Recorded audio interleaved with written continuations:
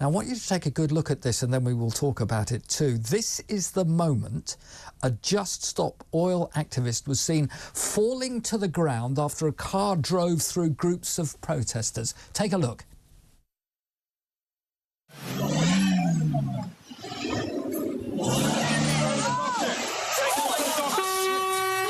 You're right. It's gone over a foot. Are you okay? It's gone over a foot. Take station. So you'll have seen it if you're watching us on TalkTV, on Talk Radio. Just let me describe that a little bit. There were banners and out, they're sort of sitting on the road. They're not on the curb, they're not on the pavement, they're on the road. They're stopping the barrier, and the car at the front had just had enough and goes through what was a banner of protesters, and on the way through ran into slightly or over the foot of one of the protesters. And, you know, we don't want to see anything on either side like this. But, I mean, you know, left flat-footed. If you are going to sit in the road as a protester where there are cars wanting to go about their business that you have absolutely no idea what that business is. It could be that they have friends, family that they need to see. There could be young children that they're going to pick up. There could be deliveries that they have to make. There have to be perhaps appointments that they know that they can't miss. This was on the Holloway Road in London.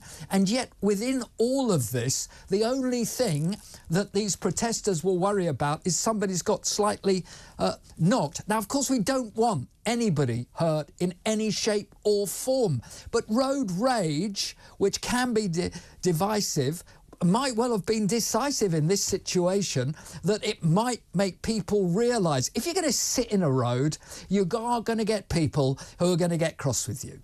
They're going to get cross because they have things that they have to do, very important things to them, which isn't important to you as you're funded by your rich benefactors and just sit all day long. Where can we now create chaos for a protest that you just feel is, we're just part of this and everything? I don't want to see any protesters get injured, get hurt, even, God forbid, get seriously injured or even killed. But you don't know, as protesters, whoever is in that car might have something that they really need to do. And enough is enough. You've seen them when they were on the Dartford Bridge there. They've been sent to prison. Quite rightly too. You cannot do it this way. If you are going to sit on a road in central London and stop traffic and stop cars going about their business, if that car driver panics because he might lose a job, he might have a family member who is in need of something, he is going to do what that car did today. We're not condoning any of this, but this is what is going to happen more and more. So sitting in the road is absolutely ridiculous. Now, if you are a Just Stop Oil protester and you want to put your point of view, you can do it to me. You can do it later on today. You can do it to Ian Collins when he's back. But I am not happy. This is not road rage. This is rage at the road sitters. You just getting in the way of normal people going about their business. You don't even know if they support you in some ways. What on earth are you thinking about? And for one of you to get a bump or a flat foot over this, of course, it's not the way forward. But I tell you what, don't let me have to say to you, I told you so, when somebody breaks a leg or something even more happens. You can't sit on main roads anymore. You've been sussed, you've been sorted. If you continue to do that, who knows what's going to happen? Let's have a look at that just once more. The smugness after one of them's been hit. Because immediately what you're going to think? You're going to think we're getting there somewhere. And then you'll blame the driver. It's not the driver's fault, is it?